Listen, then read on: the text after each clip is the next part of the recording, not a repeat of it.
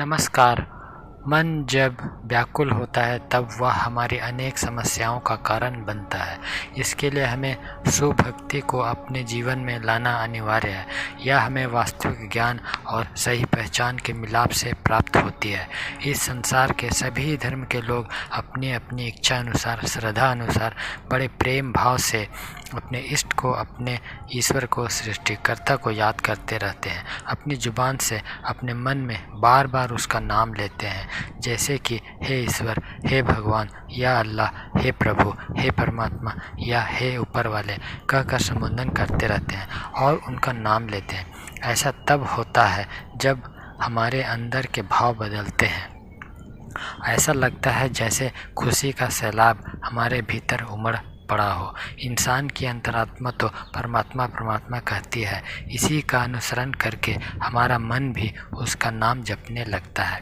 हमारी अंतरात्मा को पता है कि ईश्वर सबसे ऊपर और सबसे परे भी है, मगर हमारे मन को यह बात पता नहीं है। फिर भी हमारा मन उस ईश्वर को जपता है, उसका बार बार नाम लेता है। ऐसा इसलिए हो पाता है क्योंकि मन हमारे अंतरात्मा के सबसे करीब बैठा है। इसलिए वह आसानी से अंतरात्मा के गहरा के प्रेम भाव को समझ सकता है।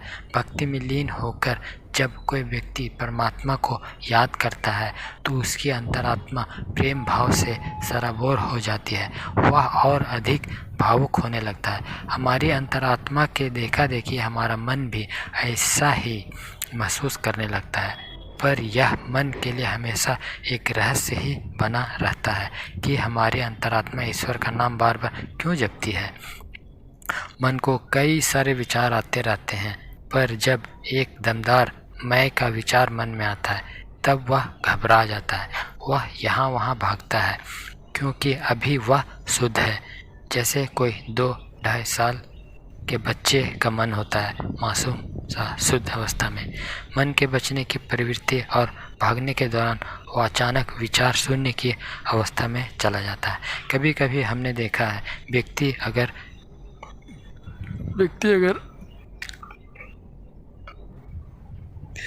बहुत सारी परेशानियों से घिरा हो तो उसका दिमाग एकदम से काम करना बंद कर देता है और वह विचार शून्य हो जाता है। ऐसा ही मन के साथ होता है। थोड़ी ही देर में जब मन को यह एहसास होता है कि वह कहीं दूसरी अवस्था में आ गया है तो वह घबरा जाता है। मन को जब अपने अस्तित्व का ज्ञान होता है तो वह काफ़ी पीड़न महसूस करता है। व्यक्ति की अंतरात्मा हमेशा विचार शून्य का ही जाप करती है या उसका नाम लेते हैं। यह बात मन को नहीं पता है, इसलिए वह तड़पता है। मन को ज्ञान ही नहीं है कि वह अंतरात्मा क्या जपती है, और वह जो जपती है वही पर मैं भी रह सकता हूँ उसी अवस्था में। जब अंतरात्मा मन को समझाती है कि हमारा उद्देश्य विचार शून्य अवस्था में लीन होना ही है, तब मन को आश्चर्य होता है और उसे विश्वास होता है कि मैं इस अवस्था में भी सुरक्षित हूँ। अब उसकी सारी द्विधा समाप्त हो जाती है। समझने और जानने की शक्ति से ही व्यक्ति को ऊपर वाले की सही पहचान होती है। यहीं से व्यक्ति सराहना और भक्ति करता है। दरअसल हमारे मन को यह ठीक से पता ही नहीं होता कि हम विचार शून्य या समाधि की अवस्था पाना चाहते हैं। ऐसा जानने पर ही मन पूर्ण शांत हो पाता है। पूर्ण तृप्ति के लिए मन को विचार शून्य की समझ और पहचान देनी जरूरी है। जीवन में अनेक समस्याओं से घिरकर कभी कभी हम भी ऐसे ही व्याकुलता महसूस करते हैं। हमारी अंतरात्मा में भी कई सारे विचार हैं जो मैं हूँ, मेरा है, मुझे है। यह विचार हमें अपने पन का एहसास कराते हैं, जिंदा होने का एहसास कराते हैं। और कई सारे सुख के विचार, कल्पना के विचार, सुखद अनुभव के विचार, पर इन सारे विचारों का विरोध करना मन नहीं चाहता। जबकि इंसान भी भूल जाता है कि विचार शून्य की अवस्था पाना हमारा स्वभाव है। मोह में फंसा हुआ अज्ञानी मन व्यक्ति को कमज़ोर बना देता है और इसलिए वह अपने जीवन में कोई भी महान कार्य नहीं कर सकता। इसलिए हमें अपने मन को अंतरात्म ज्ञान, आत्मज्ञान देना जरूरी हो जाता है, जिसे उसे विचार शून्य की अवस्था या समाधि की अवस्था और स्वयं की पहचान हो पाए। व्यक्ति हमेशा अपनी परेशानियों से दूर भागना चाहता है। उसे अज्ञान से मुक्ति के लिए समझ विकसित करनी चाहिए और आत्मज्ञान का लाभ लेना चाहिए। व्यक्ति के अंतरात्मा उसे समझ देने अर्थात ज्ञान देने के लिए हमेशा सहयोग करती है। वह इंसान को सच और झूठ दोनों के बीच खड़ा करती है। यह स्थिति व्यक्ति के लिए बहुत ही महत्वपूर्ण होती है। यह अवस्था दोनों के बीच है, परंतु दोनों से परे भी है, न सत्य के पक्ष में न असत्य के पक्ष में। हमारी अंतरात्मा हमें गुरु का ज्ञान और आत्मज्ञान देने का काम करती है, लेकिन जब वह शुद्ध अवस्था में हो। मध्य वाली स्थिति तब बनती है जब हम मनन और चिंतन करने लगते हैं। इस अवस्था में हम निर्लिप्त और मुक्त होते हैं तथा हम भी उसे समझ कर उसे धारण कर सकते हैं। अपनी सोच को बदलने के लिए आत्मज्ञान का ज्ञान धारण करना बहुत ही ज़रूरी है। उसके बाद हर कोई महान कार्य कर सकता है, आसानी से, बिना किसी उलझन, बिना किसी भटकाव के। ज्ञानी होने के साथ साथ व्यक्ति को ऊपर उठने के लिए हमेशा गुरु के ज्ञान की ज़रूरत होती है। गुरु के ज्ञान से ही हमें मध्य की अवस्था प्राप्त होती है। यहाँ ये हमें आभास होने लगता है कि यही सही है। इसी अवस्था में रहकर हम भक्ति की ओर तीव्रता से बढ़ सकते हैं, क्योंकि हम अपनी आत्मस्थिति के बहुत करीब पहुंचने लगते हैं। ज्ञान और समझ में बहुत शक्ति होती है। ज्ञान मतलब नॉलेज और समझ मतलब अंडरस्टैंडिंग। इस फ़र्क को थोड़ा समझना ज़रूरी है। आत्मज्ञान से हम सच्चा कर्मयोगी बन सकते हैं। यही सही कर्तव्य कर्म है। यह आत्मज्ञान से ही संभव है। ईश्वरीय गुणों को पहचानने से हम दिव्य भक्ति की ओर अग्रसर होते हैं। इससे हमें मैंपन से मुक्ति मिलने लगती है। प्रकृति सारे गुणों को हमारे अंदर प्रवाहित करती है, जो हमें प्रकृति में ही रहने के लिए मजबूर करती है।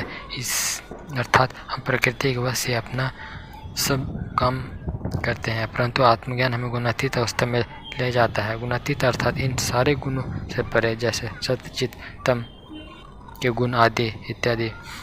इस अवस्था में हमें शुद्ध भक्ति का प्रसाद मिलता है।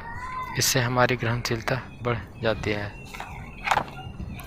हर इंसान ईश्वर से कुछ न कुछ मांगता ही रहता है, पर देना या ना देना सब ऊपर वाले के हाथ में होता है। ध्यान देने वाली बात यहाँ यह है कि हमें हमेशा ईश्वर का आशीर्वाद प्राप्त होता रहा है। यहाँ भी तो हमें कम से कम आत्मज्ञान के बारे में जानने की जानकारी तो मिल ही रही है, जिससे हमारी समझ बढ़े, आस्था बढ़े और पहचान पक्की हो। हमें पहचान की शक्ति मिले। पहचानने की शक्ति के बाद यह बात स्पष्ट हो जाती है कि अब हम तैयार हैं किसी भी स्थिति के लिए। यही तो ईश्वर की कृपा है। दोहराव सफलता का मूल मंत्र माना जाता है। हमें अपनी आत्मस्थिति की पहचान को बनाए रखनी होती है, ताकि हमसे सर्वदा उच्च कोटि के कर्म हो पाएँ और हम भी सच्चा कर्मयोगी बन जाएं। गुरु का ज्ञान या आत्मज्ञान सर्वोच्च होता है इस पृथ्वी पर, जिससे हमें सर्वोच्च युक्ति मिलती है। इससे हमारे सारे कर्म बंधन मिट जाते हैं। अगर हम मतलब कि हर इंसान भली भांति इस बात को समझ जाए तो वह मूर्खतापूर्ण जीवन जीना छोड़ देगा। आत्मज्ञान प्राप्त करने के लिए गुरु किसी युक्ति के बारे में बताते हैं। युक्तियाँ तो बहुत सारी मिल जाती हैं, पर सबसे सर्वोच्च युक्ति होती है सुभक्ति। इसी में सब कुछ समा जाता है। सुभक्ति में युक्ति भी है, शक्ति भी है, भक्ति भी है और अंततः मुक्ति भी है।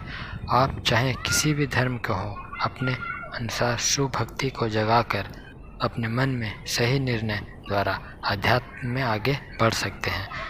सभी मन ही मन प्रार्थना करें कि ईश्वर हम सबको ज्ञान और पहचान की शक्ति प्रदान करे।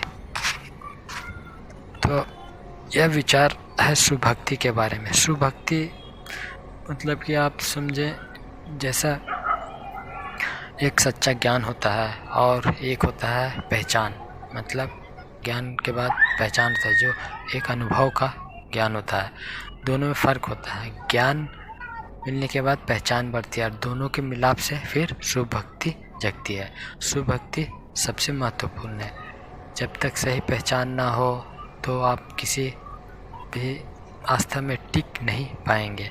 टिकना अगर चाहते हैं, ईश्वर से बात करना या फिर कुछ और अपने जीवन में तरक्की करना, तो आपको ज्ञान की तो ज़रूरत पड़ेगी, साथ साथ गुरु की भी ज़रूरत पड़ेगी। गुरु ही आपको अपने अंतरात्मा की आवाज़ को सुनने की शक्ति से परिचित करवाते हैं।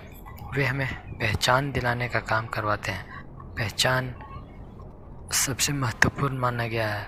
पहचान मतलब अंडरस्टैंडिंग, समझ ही अंतिम सत्य के द्वार को खोलने में सहायक बनता है। तो आप भी हमारी बातों पे ध्यान देना